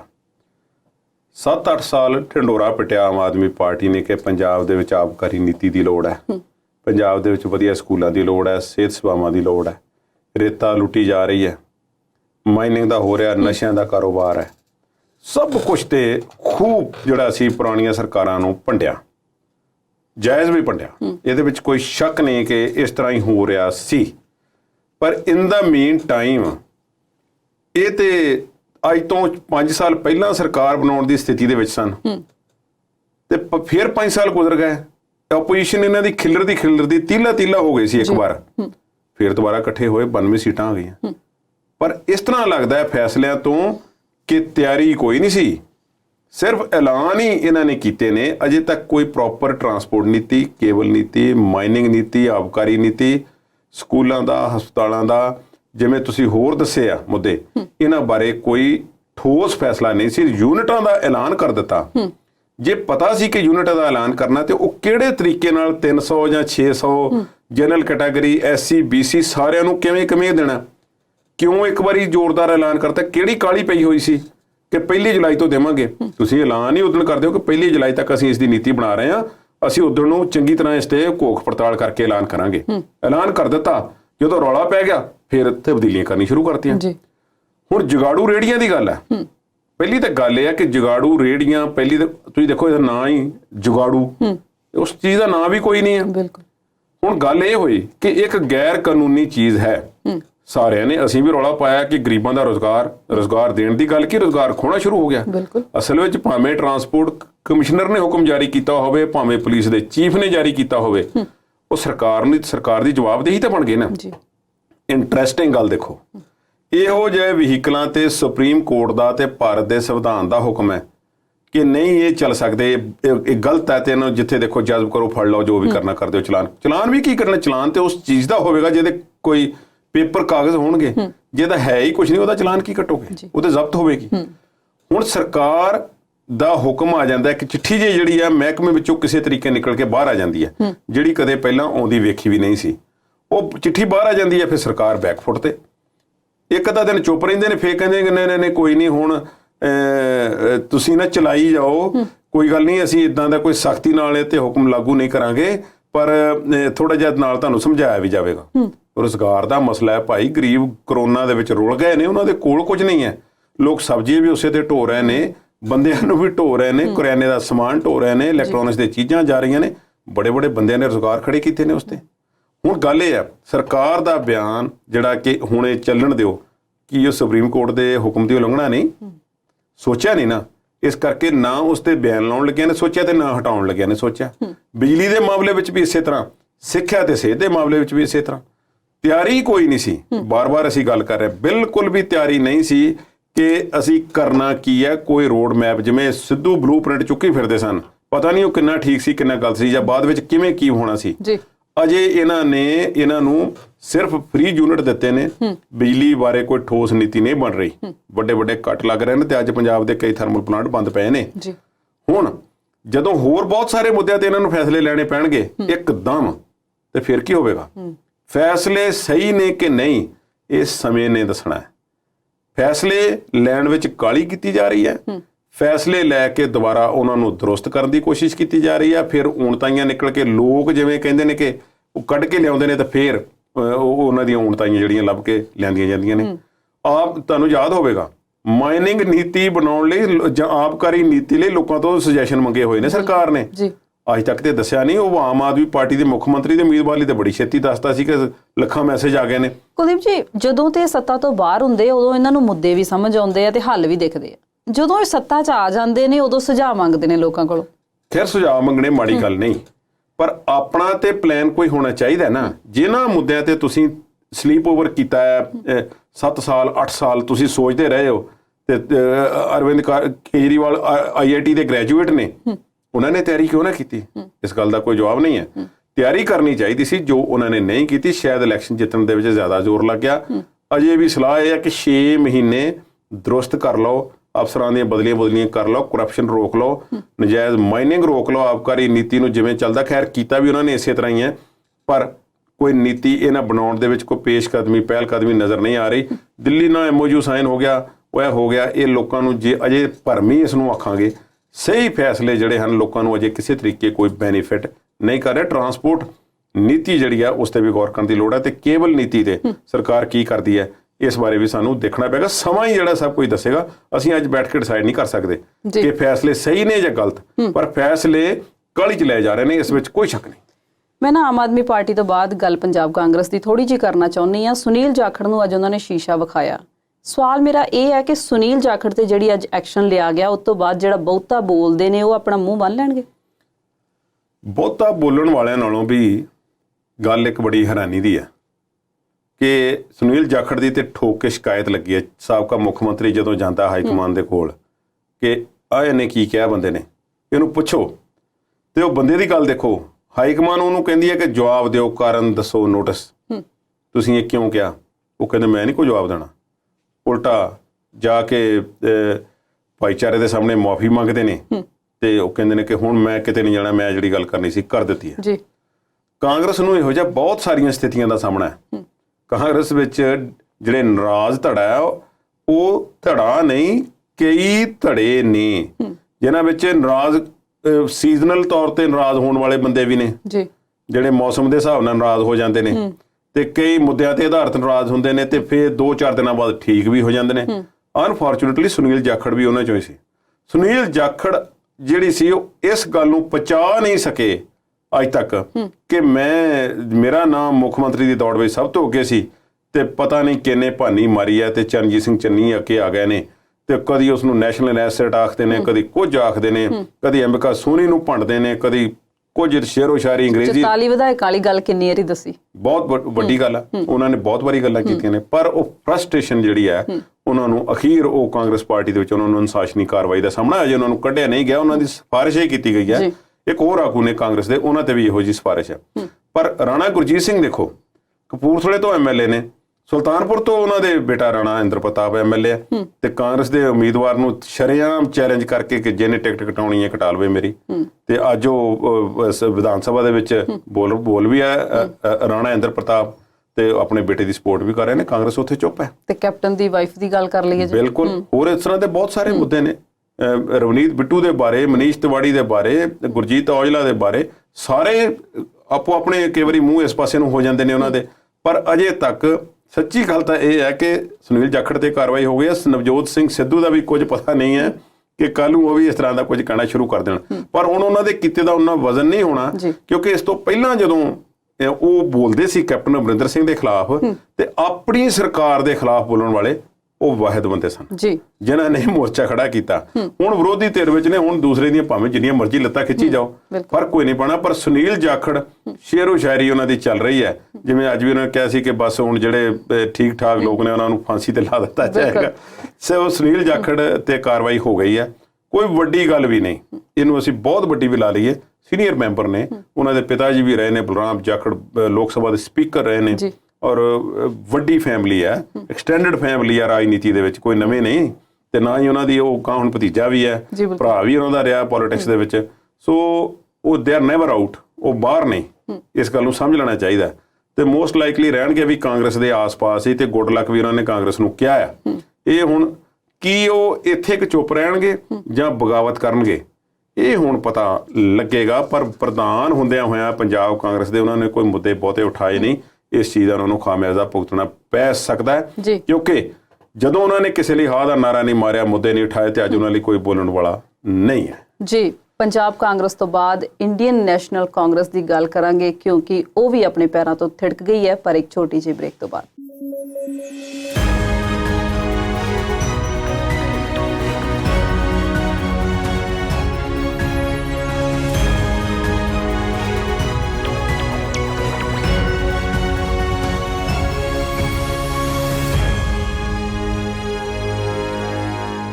ਬ੍ਰੇਕ ਤੋਂ ਬਾਅਦ ਪੰਜਾਬੀ ਨੈਸ਼ਨਲ ਟੀਵੀ ਦੇਖਣ ਵਾਲੇ ਦਰਸ਼ਕਾਂ ਦਾ ਇੱਕ ਵਾਰ ਫਿਰ ਤੋਂ ਸਵਾਗਤ ਕਰਦੇ ਹਾਂ। ਕੁਲਦੀਪ ਜੀ, ਗੱਲ ਕਰ ਰਹੇ ਸੀ ਅਸੀਂ ਪਹਿਲਾਂ ਪੰਜਾਬ ਕਾਂਗਰਸ ਦੀ, ਹੁਣ ਕਰਦੇ ਹਾਂ ਸੋਨੀਆ ਗਾਂਧੀ ਪ੍ਰਧਾਨ ਨੇ ਇੰਡੀਅਨ ਨੈਸ਼ਨਲ ਕਾਂਗਰਸ ਵੀ ਥੜਕਦੀ ਜਾ ਰਹੀ ਹੈ। ਕਈ ਦਿਨਾਂ ਤੋਂ ਅਸੀਂ ਗੱਲਾਂ ਕਰ ਰਹੇ ਹਾਂ ਕਿ ਜਿਹੜੇ ਪ੍ਰਸ਼ਾਂਤ ਕਿਸ਼ੋਰ ਨੇ ਉਹ ਖੋਰੇ ਕਾਂਗਰਸ ਦੇ ਚਾਣਕਿਆ ਬਣ ਜਾਣ, ਪਰ ਅੱਜ ਖਬਰ ਆਈ ਹੈ ਕਿ ਉਹਨਾਂ ਨੇ ਆਫਰ ਠੁਕਰਾਤਾ। ਜੇ ਚਾਣਕਿਆ ਨੀਤੀ ਥੋੜੀ ਬਹੁਤੀ ਪੜ੍ਹੀ ਹੋਵੇ ਨਾ, ਤੇ ਫਿਰ ਤੁਹਾਨੂੰ ਪਤਾ ਲੱਗ ਜਾਂਦਾ ਹੈ ਕਿ ਉਹ ਪੱਕੇ ਤੌਰ ਤੇ ਇਸ ਤਰ੍ਹਾਂ ਕਿਸੇ ਦੀ ਝੋਲੀ 'ਚ ਪੈਣ ਵਾਲੇ ਨਹੀਂ। ਚਾਣਕਿਆ ਨੇ ਚਾਣਕਿਆ ਰਹਿਣਾ ਤੇ ਉਹ ਨੀਤੀ ਘਾੜੇ ਰਹਿਣਗੇ। ਹੁਣ ਨੀਤੀ ਘਾੜਾ ਮੈਂ ਉਹਨਾਂ ਦੇ ਬਾਰੇ ਇੱਕ ਬਲੀਵ ਕਰਦਾ ਰਿਹਾ, ਜਿਸ ਤਰ੍ਹਾਂ ਜ਼ਰੂਰੀ ਨਹੀਂ ਕਿ ਕੋਈ ਬਹੁਤ ਵੱਡਾ ਗ੍ਰੇਟ ਪਲੇਅਰ ਹੋਵੇ ਤੇ ਉਹ ਉਨਾ ਹੀ ਵੱਡਾ ਵਧੀਆ ਟੈਕਨੀਕਲੀ ਸਟਰੋਂਗ ਤੇ ਆਪਣੀ ਤਕਨੀਕ ਦੇ ਹਿਸਾਬ ਨਾਲ ਉਨਾ ਹੀ ਵਧੀਆ ਕਪਤਾਨ ਜਾਂ ਕੋਚ ਵੀ ਹੋਵੇ। ਜਿਵੇਂ ਜ਼ਰੂਰੀ ਤਾਂ ਨਹੀਂ ਕਿ ਵਧੀਆ ਐਕਟਰ ਜਿਹੜਾ ਉਹ ਡਾਇਰੈਕਟਰ ਵੀ ਚੰਗਾ ਹੋਵੇ ਤੇ ਡਾਇਰੈਕਟਰ ਉਹ ਐਕਟਰ ਵੀ ਚੰਗਾ ਹੋਵੇ, ਜਿਹੜਾ ਲੋਕਾਂ ਨੂੰ ਦੱਸਦਾ ਕਿ ਇਸ ਤਰ੍ਹਾਂ ਨਹੀਂ, ਇਸ ਤਰ੍ਹਾਂ ਖੜੇ ਹੋਵੋ ਤੇ ਇਸ ਤਰ੍ਹਾਂ ਬੋਲੋ। ਹੁਣ ਇਹ ਸਾਰੇ ਆਪੋ ਆਪਣੇ ਫੀਲਡ ਨੇ। ਪ੍ਰਸ਼ਾਂਤ ਕਿਸ਼ੋਰ ਬਾਰੇ ਸਾਨੂੰ ਇਹ ਗੱਲ ਸਮਝਣੀ ਪੈਗੀ। ਪ੍ਰਸ਼ਾਂਤ ਕਿਸ਼ੋਰ ਐਂਬੀਸ਼ੀਅਸ ਬਹੁਤ ਨੇ, ਇਸ ਵਿੱਚ ਕੋਈ ਸ਼ੱਕ ਨਹੀਂ ਹੈ, ਤੇ ਬੀਜੇਪੀ ਉਹਨਾਂ ਲਈ ਥਾਂ ਨਹੀਂ ਹੈ, ਇਹ ਵੀ ਗੱਲ ਸਮਝ ਲੈਣੀ ਚਾਹੀਦੀ ਹੈ। ਫਿਰ ਉਹਨਾਂ ਲਈ ਦੂਸਰਾ ਵੱਡਾ ਪਲੇਟਫਾਰਮ ਜਿਹੜਾ ਉਹ ਕਾਂਗਰਸ ਬਚਦਾ, ਤ੍ਰਿਣਮੂਲ ਕਾਂਗਰਸ ਵੀ ਹੈ। ਪਰ ਤ੍ਰਿਣਮੂਲ ਕਾਂਗਰਸ ਜਿੰਨਾ ਮਰਜ਼ੀ ਜ਼ੋਰ ਲਾ ਲੈਣ, ਕਿਸੇ ਨਾ ਕਿਸੇ ਮੌਕੇ ਤੇ ਲੋਕ ਸਭਾ ਦੇ ਸੰਦਰਭ ਦੇ ਮਾਮਲੇ ਦੇ ਵਿੱਚ ਉਹ ਖੇਤਰੀ ਪਾਰਟੀ ਦੇ ਤੋਂ ਉੱਪਰ ਉਹਨਾਂ ਦਾ ਟੈਗ ਜਿਹੜਾ ਹੈ ਉਹ ਲੱਥਦਾ ਨਹੀਂ, ਉੱਥੇ ਰਹਿ ਜਾਂਦੇ ਨੇ। ਹਾਂ, ਇੱਕ ਦੋ ਪਾਰਟੀਆਂ ਹੋਰ ਸਨ ਜਿਨ੍ਹਾਂ ਦੇ ਵਿੱਚ ਉਹ ਇਸ ਤਰ੍ਹਾਂ ਆ ਸਕਦੇ ਸੀ, ਪਰ ਉਹ ਵੀ ਮੋਰ ਔਰ ਲੈਸ ਖੇਤਰੀ ਪਾਰਟੀਆਂ ਨੇ, ਸਮਾਜਵਾਦੀ ਪਾਰਟੀ ਵਗੈਰਾ। ਸੋ ਦੂਸਰੀ ਆਪਸ਼ਨ ਹਮੇਸ਼ਾ ਕਾਂਗਰਸ ਹੀ ਹੈ ਉਹਨਾਂ ਲਈ। ਕਾਂਗਰਸ ਦਾ ਸਿਸਟਮ, ਕਾਂਗਰਸ ਦਾ ਇਤਿਹਾਸ ਉਹ ਵੀ ਉਹਨਾਂ ਨੂੰ ਪਤਾ ਹੈ, ਤੇ ਕਾਂਗਰਸ ਦਾ ਇੱਕ ਨਾਮ ਤੇ ਕਾਂਗਰਸ ਦਾ ਚੋਣ ਨਿਸ਼ਾਨ ਉਹ ਵੀ ਉਹਨਾਂ ਨੂੰ ਪਤਾ ਹੈ ਕਿ ਪੁਰਾਣਾ ਹੈ ਤੇ ਸਾਂਭਿਆ ਹੋਇਆ ਤੇ ਇਸ ਤੋਂ ਕੰਮ ਲਿਆ ਜਾ ਸਕਦਾ ਹੈ। ਪਰ ਕਾਂਗਰਸ ਨੂੰ ਇੱਕ ਵੱਡੇ ਓਵਰਹਾਲ ਦੀ ਲੋੜ ਹੈ, ਜਿਸ ਦਾ ਜ਼ਿਕਰ ਪ੍ਰਸ਼ਾਂਤ ਕਿਸ਼ੋਰ ਆਪਣੀਆਂ ਪਿਛਲੀਆਂ ਵਾਰਤਾਲਾਪਾਂ ਦੇ ਵਿੱਚ ਕਰਦੇ ਰਹੇ ਨੇ। ਹੁਣ ਉਹਨਾਂ ਨਾਲ ਮੀਟਿੰਗ ਹੋਈ ਕਾਂਗਰਸ ਦੀ, ਸੋਨੀਆ ਦੀ, ਰਾਹੁਲ ਦੀ, ਸਾਰਿਆਂ ਦੀ ਮੀਟਿੰਗ ਹੁੰਦੀ ਰਹੀ, ਵੱਡੇ ਵੱਡੇ ਆਗੂ, ਚਿੰਤਨ ਮੰਥਨ ਸਭ ਕੁਝ ਹੋਇਆ, ਰੜਕਿਆ ਸਮੁੰਦਰ ਤੇ ਨਿਕਲਿਆ ਵਿੱਚੋਂ ਕੁਝ ਵੀ ਨਹੀਂ। ਪ੍ਰਸ਼ਾਂਤ ਕਿਸ਼ੋਰ ਦੇ ਬਾਰੇ ਕਹਿੰਦੇ ਸੀ ਕਿ ਉਹਨਾਂ ਨੇ ਸਸਪੈਂਸ ਰੱਖਿਆ। ਕੱਲ ਮੈਂ ਇੱਕ ਦੇਖ ਰਿਹਾ ਸੀ ਉਸ ਵਿੱਚ ਕਿ ਉਹਨਾਂ ਨੇ ਇੱਕ ਸਸਪੈਂਸ ਜਿਹੜਾ ਬਣਾ ਕੇ ਰੱਖਿਆ ਕਿ ਉਹਨਾਂ ਨੇ ਇਹ ਨਹੀਂ ਆਖਿਆ ਕਿ ਮੈਂ ਕਾਂਗਰਸ ਦਾ ਪਾਰਟ ਨਹੀਂ, ਤੇ ਨਾ ਇਹ ਕਿਹਾ ਮੈਂ ਕਾਂਗਰਸ ਵਿੱਚ ਪੂਰਨ ਤੌਰ ਤੇ ਸ਼ਾਮਲ ਹਾਂ। ਇੰਟਰਸਟਿੰਗ ਜਿਹੀਆਂ ਕੁਝ ਗੱਲਾਂ ਬਾਤਾਂ ਵਿੱਚ ਵਿਚਾਲੇ ਉਹ ਕਰਦੇ ਰਹੇ। ਖੁਦ ਜਿਵੇਂ ਉਹ ਦੱਸਦੇ ਨੇ ਕਿ ਮੈਂ ਬਹੁਤਾ ਸੋਸ਼ਲ ਮੀਡੀਆ ਵਗੈਰਾ ਮੈਂ ਯੂਜ਼ ਨਹੀਂ ਕਰਦਾ, ਇਸ ਕਰਕੇ ਮੈਂ ਜੋ ਗੱਲ ਕਰਦਾ ਬਸ ਇਦਾਂ ਹੀ ਕਰਦਾ, ਸਿੱਧਾ ਸਾਦਾ ਮੇਰਾ ਕੰਮ ਹੁੰਦਾ।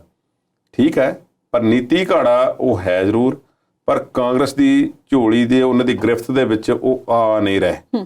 ਉਹਦਾ ਕਾਰਨ ਹੈ ਕਾਂਗਰਸ ਦੀ ਗ੍ਰਿਫਤ ਇਸ ਵੇਲੇ ਛੋਟੀ ਹੈ, ਕਾਂਗਰਸ ਦਾ ਪੰਜਾ ਛੋਟਾ ਹੈ, ਤੇ ਕੰਟਰੋਲ ਕਰਨ ਲਈ ਉਹਨਾਂ ਨੂੰ ਜਿਹੜਾ ਉਹ ਥੋੜਾ ਜਿਹਾ ਵੱਡਾ ਇੱਕ ਨਾਮ ਚਾਹੀਦਾ ਜਿਹੜਾ ਪ੍ਰਸ਼ਾਂਤ ਕਿਸ਼ੋਰ ਨੂੰ ਸਮਝਾ ਬੁਝਾ ਕੇ ਲੈ ਆਵੇ, ਤੇ ਪ੍ਰਸ਼ਾਂਤ ਕਿਸ਼ੋਰ ਨੂੰ ਇਸ ਗੱਲ ਦਾ ਪਤਾ ਹੋਵੇ ਕਿ ਮੈਂ ਇਸ ਬੰਦੇ ਦੇ ਅਧੀਨ ਰਹਿਣਾ ਜੀ।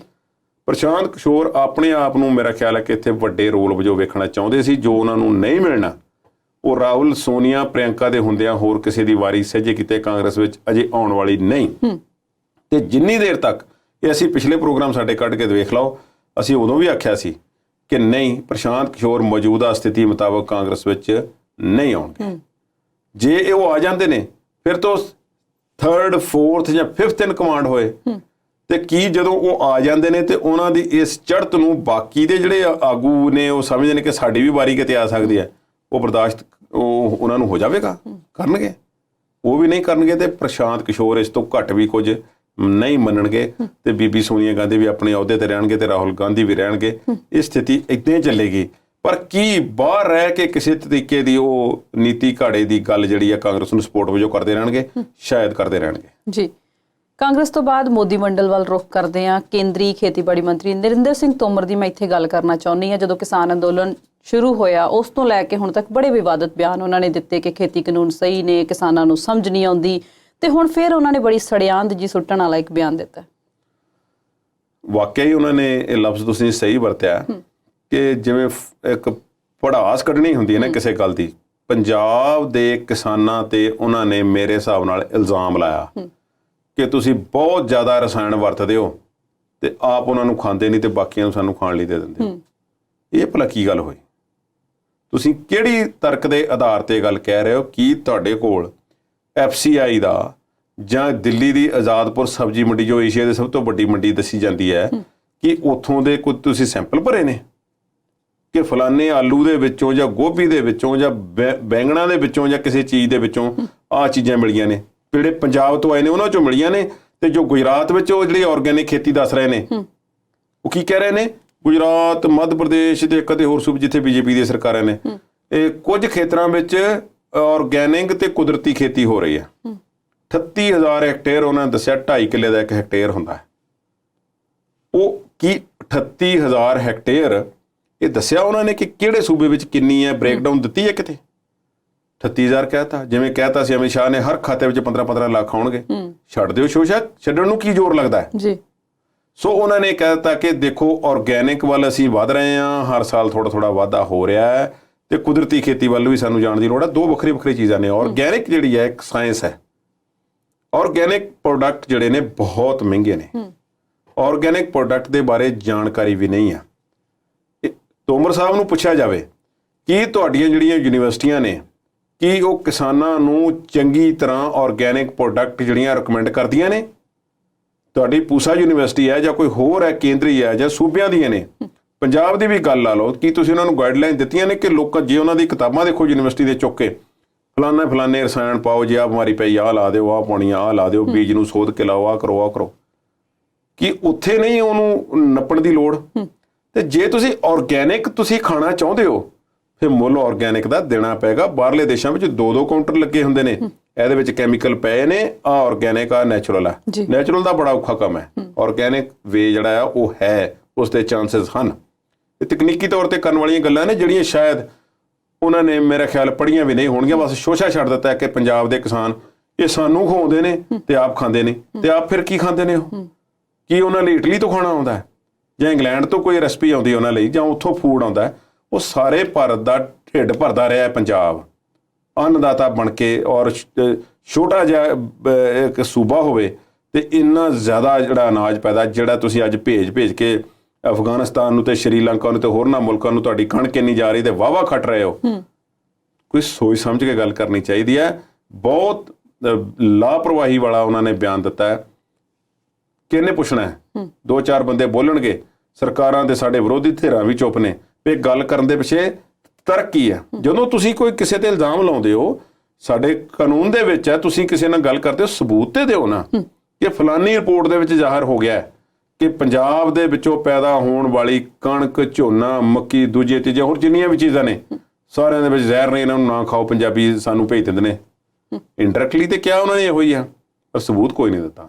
ਮੈਂ ਸਮਝਦਾ ਗੈਰ ਜ਼ਿੰਮੇਵਾਰਾਨਾ ਖੇਤੀਬਾੜੀ ਮੰਤਰੀ ਦਾ ਬਿਆਨ ਹੈ। ਪਹਿਲਾਂ ਵੀ ਇਸ ਤਰ੍ਹਾਂ ਦੇ ਬਿਆਨ ਨੇ, ਕਦੀ ਕਹਿੰਦੇ ਵਾਪਸ ਵੀ ਲਿਆ ਸਕਦੇ ਆ ਕਾਨੂੰਨ। ਚਲੋ ਉਹਨਾਂ ਦੀ ਸੋਚ ਉਹਨਾਂ ਨੂੰ ਠੀਕ ਹੈ ਜੋ ਉਹ ਸੋਚਦੇ ਨੇ, ਪਰ ਇਸ ਤਰ੍ਹਾਂ ਦੇ ਗੈਰ ਜ਼ਿੰਮੇਵਾਰਾਨਾ ਬਿਆਨ ਦੀ ਅਸੀਂ ਬਿਲਕੁਲ ਵੀ ਉਮੀਦ ਨਹੀਂ ਸੀ ਰੱਖਦੇ। ਇਹ ਪੰਜਾਬ ਦੇ ਕਿਸਾਨਾਂ ਦੀ ਬੇਇੱਜ਼ਤੀ ਹੈ। ਜੀ, ਜਾਂਦੇ ਜਾਂਦੇ ਗੱਲ ਕਰਦੇ ਹਾਂ 2004 ਦੇ ਵਿੱਚ ਹੋਂਦ ਚ ਆਏ ਟਵਿੱਟਰ ਦੀ ਮਾਲਕ ਬਦਲ ਗਿਆ। ਐਲਨ ਮਸਕ ਨੇ 44 ਬਿਲੀਅਨ ਦੇ ਨਾਲ ਖਰੀਦ ਲਿਆ। ਮਾਲਕ ਬਦਲਣ ਦੇ ਨਾਲ ਟਵਿੱਟਰ 'ਚ ਕੀ ਫਰਕ ਪਊਗਾ? ਪਏਗਾ। ਟਵਿੱਟਰ ਜਿਹੜਾ ਸੀ ਕਿਸਾਨ ਅੰਦੋਲਨ ਦੇ ਵਿੱਚ ਟਵਿੱਟਰ ਦਾ ਅਸਲੀ ਟੈਸਟ ਹੋਇਆ। ਸਰਕਾਰ ਚਾਹੁੰਦੀ ਸੀ, ਸਰਕਾਰ ਨੇ ਲਿਸਟਾਂ ਕੱਢ ਲਈਆਂ, ਫੇਸਬੁੱਕ ਪੇਜ ਬੰਦ ਕਰ ਦਿਓ, ਫਲਾਨਾ ਬੰਦ ਕਰ ਦਿਓ, ਆਹ ਕਰ ਦਿਓ, ਕਿਸਾਨ ਏਕਤਾ ਮੋਰਚਾ ਉਹਨੂੰ ਫਲਾਨਾ, ਇਹ ਫਲਾਨੇ ਨੇ ਕਰ ਦਿੱਤਾ, ਟਵੀਟ ਕਰਤਾ, ਇਹਨਾਂ ਨੂੰ ਰੋਕ ਦਿਓ, ਇਹ ਸਰਕਾਰ ਦੇ ਅਗੇਂਸਟ ਹੈ, ਇਹ ਸਾਡੇ ਸੰਵਿਧਾਨ ਦੇ ਅਗੇਂਸਟ ਹੈ, ਦੇਸ਼ ਤੇ ਹਮਲਾ ਹੈ, ਦੇਸ਼ ਦੀ ਪ੍ਰਭੂ ਸੱਤਾ ਤੇ ਹਮਲਾ ਹੈ। ਠੀਕ ਹੈ, ਪਰ ਐਲਨ ਮਸਕ ਨੇ ਜਿਹੜੀ ਗੱਲ ਕੀਤੀ ਹੈ, ਲੰਬਾ ਚੌੜਾ ਟਵੀਟ ਹੈ, ਅੰਗਰੇਜ਼ੀ ਦੇ ਵਿੱਚ ਮੈਂ ਪੂਰਾ ਤਾਂ ਨਹੀਂ ਸੁਣਾਵਾਂਗਾ, ਪਰ ਉਸ ਦਾ ਨਿਚੋੜ ਇਹ ਹੈ। ਇੱਕ ਤੇ ਉਹਨਾਂ ਨੇ ਖੁਸ਼ੀ ਜ਼ਾਹਰ ਕੀਤੀ ਕਿ ਟਵਿੱਟਰ ਅਸੀਂ ਐਕਵਾਇਰ ਕਰ ਲਿਆ, ਅਰਬਾਂ ਡਾਲਰਾਂ ਦਾ ਸੌਦਾ। ਚਲੋ ਐਲਨ ਮਸਕ, ਮੈਂ ਦੱਸ ਦੇਵਾਂ ਜਿਹਨਾਂ ਦਰਸ਼ਕਾਂ ਨੂੰ ਨਹੀਂ ਪਤਾ, ਟੈਸਲਾ ਕੰਪਨੀ ਚਲਾਉਂਦੇ ਨੇ ਤੇ ਦੁਨੀਆ ਦੇ ਅਮੀਰ ਤਰੀਨ ਬੰਦਿਆਂ ਵਿੱਚ ਉਹਨਾਂ ਦਾ ਨਾਮ ਇਸ ਵੇਲੇ ਆਉਂਦਾ। ਬਿਜਲੀ ਦੀਆਂ ਕਾਰਾਂ ਉਹ ਬਣਾਉਂਦੇ ਨੇ, ਇਲੈਕਟ੍ਰਿਕ ਕਾਰਾਂ ਬੜੀਆਂ ਮਸ਼ਹੂਰ ਹੋ ਰਹੀਆਂ, ਭਾਰਤ ਵਿੱਚ ਵੀ ਆ ਰਹੀਆਂ ਨੇ। ਉਹਨਾਂ ਨੇ ਸਪਸ਼ਟ ਕਰ ਦਿੱਤਾ ਹੈ ਕਿ ਨਵੇਂ ਟਵਿੱਟਰ ਦੇ ਜਿਹੜੇ ਨਿਯਮ ਹੋਣਗੇ, ਇਹਨਾਂ ਵਿੱਚ ਮੇਰੇ ਵਿਰੋਧੀ ਵੀ ਮੇਰੇ ਖਿਲਾਫ ਬੋਲ ਸਕਣਗੇ, ਉਹਨਾਂ ਨੂੰ ਵੀ ਥਾਂ ਮਿਲੇਗੀ ਬੋਲਣ ਦੀ। ਫਰੀਡਮ ਆਫ ਸਪੀਚ ਭਾਵ ਟਵਿੱਟਰ ਦੀ ਮਾਲਕੀ ਭਾਵੇਂ ਸਾਡੀ ਹੋਵੇਗੀ, ਪਰ ਜੇ ਕੋਈ ਮੇਰੇ ਵਿਰੁੱਧ ਵੀ ਉੱਥੇ ਕੋਈ ਗੱਲ ਕਰਨੀ ਚਾਹੁੰਦਾ, ਬੋਲਣਾ ਚਾਹੁੰਦਾ, ਤੇ ਉਹਨੂੰ ਬੰਦ ਨਹੀਂ ਕੀਤਾ ਜਾਵੇਗਾ, ਬੈਨ ਨਹੀਂ ਕੀਤਾ ਜਾਵੇਗਾ। ਇਹ ਬਹੁਤ ਵੱਡੀ ਗੱਲ ਹੈ। ਇਹ ਭਾਰਤ ਸਰਕਾਰ ਦੇ ਗਲੇ ਤੋਂ ਤੇ ਸਾਡੀਆਂ ਹੋਰ ਸਰਕਾਰਾਂ ਦੇ ਗਲੇ ਤੋਂ ਕਿਸ ਤਰ੍ਹਾਂ ਉਤਰੇਗੀ, ਮੈਨੂੰ ਨਹੀਂ ਸਮਝ ਇਸ ਗੱਲ ਦੀ। ਪਰ ਕੀ ਜਿਹੜੀ ਸੀ ਮਾਰਕ ਜ਼ਕਰਬਰਗ ਨਾਲ ਸੀ ਨਰਿੰਦਰ ਮੋਦੀ ਦੀ, ਕੀ ਹੁਣ ਐਲਨ ਮਸਕ ਦੇ ਨਾਲ ਹੋਵੇਗੀ ਤੇ ਉਸ ਦਾ ਫਰਕ ਕੀ ਪਏਗਾ? ਇਹ ਪਿਛਲੇ ਵੀ ਅਸੀਂ ਦੇਖ ਲਿਆ ਕਿ ਜ਼ੋਰ ਲਾ ਲਿਆ ਜਿਹੜਾ ਸਾਡੀ ਸਰਕਾਰ ਨੇ, ਕੇਂਦਰ ਨੇ, ਕਿ ਕੁਝ ਜਿਹੜੇ ਅਕਾਊਂਟਸ ਹੈ ਉਹਨਾਂ ਨੂੰ ਬੰਦ ਕੀਤਾ ਜਾਵੇ ਜਾਂ ਸਾਡੇ ਹਿਸਾਬ ਨਾਲ ਚੱਲਿਆ ਜਾਵੇ, ਸਾਡੀ ਇਹ ਆਜ਼ਾਦੀ 'ਚ ਦਖਲਅੰਦਾਜ਼ੀ ਹੈ। ਇਹ ਮੇਰਾ ਖਿਆਲ ਹੈ ਕਿ ਸਾਨੂੰ ਸਮਝਣਾ ਪਏਗਾ ਕਿ ਕ੍ਰਿਟਿਸਿਜ਼ਮ ਜਿਹੜਾ ਉਸਾਰੂ ਹੈ ਜਾਂ ਕੁਝ ਵੀ ਹੈ, ਕਿਸੇ ਤੇ ਤੁਸੀਂ ਜਵਾਬ ਦਿਓ। ਪਲੇਟਫਾਰਮ ਹੈ, ਦੁਨੀਆ ਹਰ ਇੱਕ ਵਰਤ ਰਹੀ ਹੈ, ਤੁਸੀਂ ਇਸ ਤਰ੍ਹਾਂ ਹਰ ਇੱਕ ਦਾ ਮੂੰਹ ਤੇ ਬੰਦ ਨਹੀਂ ਨਾ ਕਰ ਸਕਦੇ। ਪਰ ਇਹ ਸਾਨੂੰ ਸਮੇਂ ਦੇ ਹਾਣੀ ਵੀ ਬਣਾਉਂਦੀਆਂ ਇਹ ਚੀਜ਼ਾਂ। ਸਾਨੂੰ ਪਤਾ ਲੱਗਦਾ ਕਿ ਫਰੀਡਮ ਆਫ ਸਪੀਚ ਕੀ ਹੈ। ਸਾਡੇ ਸਾਬਕਾ ਰਾਸ਼ਟਰਪਤੀ APJ ਅਬਦੁਲ ਕਲਾਮ, ਇਹ ਬੜੇ ਵੱਡੇ ਸਾਇੰਸਦਾਨ ਹੋ, ਬੜੇ ਮਹਾਨ ਵਿਅਕਤੀ ਨੇ। ਉਹਨਾਂ ਦੀ ਮੈਨੂੰ ਗੱਲ ਯਾਦ ਆਉਂਦੀ ਆ, ਉਹ ਕਹਿੰਦੇ ਨੇ ਕਿ ਜਦੋਂ ਮੈਂ ਗੂਗਲ ਮੈਪਸ ਦੇਖੇ, ਗੂਗਲ ਤੇ ਮੈਂ ਦੇਖਿਆ ਸੈਟਲਾਈਟ ਜਾਂ ਗੂਗਲ ਅਰਥ ਵੇਖਿਆ, ਕਹਿੰਦੇ ਮੈਂ ਕੰਬ ਗਿਆ ਦੇਖ ਕੇ ਵੀ ਇਹ ਅਸੀਂ ਜਿਹੜੀਆਂ ਚੀਜ਼ਾਂ ਅਸੀਂ ਦੁਨੀਆ ਤੋਂ ਲੁਕੋ ਕੇ ਰੱਖੀਆਂ, ਸਾਡੇ ਡੈਮ ਨੇ, ਸਾਡੇ ਹਵਾਈ ਅੱਡੇ ਨੇ, ਸਾਡੇ ਫੌਜ ਦੇ ਸਟੇਸ਼ਨ ਨੇ, ਸਾਰਾ ਕੁਝ ਨਜ਼ਰ ਆ ਰਿਹਾ ਤੇ ਸਾਡੀਆਂ ਫੋਟੋ ਖਿੱਚ ਲਈਆਂ। ਇਹ ਤਾਂ ਸਾਡੀ ਦੇਸ਼ ਤੇ ਹਮਲਾ ਹੈ। ਪਰ ਮੇਰਾ ਖਿਆਲ ਹੈ ਕਿ ਹੌਲੀ ਹੌਲੀ ਉਹ ਵੀ ਇਸ ਗੱਲ ਨੂੰ ਸਮਝੇ ਕਿ ਜੇ ਉਹਨਾਂ ਨੇ ਆਪਣੀਆਂ ਵੀ ਪਾ ਦਿੱਤੀਆਂ ਨੇ, ਜਿਨ੍ਹਾਂ ਨੇ ਫੋਟੋਆਂ ਖਿੱਚੀਆਂ ਹੋਈਆਂ ਨੇ, ਤੇ ਫਿਰ ਤੁਹਾਡੀਆਂ ਵੀ ਤੇ ਪਾਉਣੀਆਂ ਹੀ ਨੇ ਉਹਨਾਂ ਨੇ। ਸੋ ਇਹ ਗੱਲਾਂ, ਇਹ ਬੈਲੈਂਸ ਬਣਾਉਣਾ ਪਏਗਾ ਸਾਨੂੰ, ਫਰਕ ਪਏਗਾ। ਵਧਾਈਆਂ ਨੇ ਮਸਕ ਨੂੰ, ਤੇ ਉਹਨਾਂ ਨੇ ਟਵਿੱਟਰ ਨੂੰ ਉਹਨਾਂ ਨੇ ਐਕਵਾਇਰ ਕਰ ਲਿਆ। ਦੇਖੋ ਕੀ ਫਰਕ ਪੈਂਦਾ ਜੀ। ਅੱਜ ਦੇ ਪ੍ਰੋਗਰਾਮ ਨੂੰ ਫਿਲਹਾਲ ਇੱਥੇ ਹੀ ਸਮੇਟਦੇ ਹਾਂ ਕਿਉਂਕਿ ਸਮਾਂ ਸਾਡੇ ਕੋਲ ਹੁਣ ਬਹੁਤ ਘੱਟ ਹੈ। ਕੁਲਦੀਪ ਜੀ, ਤੁਸੀਂ ਸਟੂਡੀਓ 'ਚ ਆਏ, ਤੁਹਾਡਾ ਬਹੁਤ ਬਹੁਤ ਸ਼ੁਕਰੀਆ। ਉਮੀਦ ਕਰਦੇ ਹਾਂ ਕਿ ਸਾਡੇ ਦਰਸ਼ਕਾਂ ਨੂੰ ਸਾਡਾ ਅੱਜ ਦਾ ਪ੍ਰੋਗਰਾਮ ਚੰਗਾ ਲੱਗਿਆ ਹੋਵੇਗਾ। ਕੱਲ ਫਿਰ ਇਸੇ ਸਮੇਂ ਤੇ ਨਵੇਂ ਮੁੱਦਿਆਂ ਦੇ ਨਾਲ ਹਾਜ਼ਰ ਹੋਵਾਂਗੇ ਤੇ ਤੁਸੀਂ ਇਸੇ ਤਰ੍ਹਾਂ ਜੁੜੇ ਰਹਿਣਾ ਹੈ ਪੰਜਾਬੀ ਨੈਸ਼ਨਲ TV ਦੇ ਨਾਲ। ਉਮੀਦ ਤੁਹਾਡੀ, ਕੋਸ਼ਿਸ਼ ਸਾਡੀ।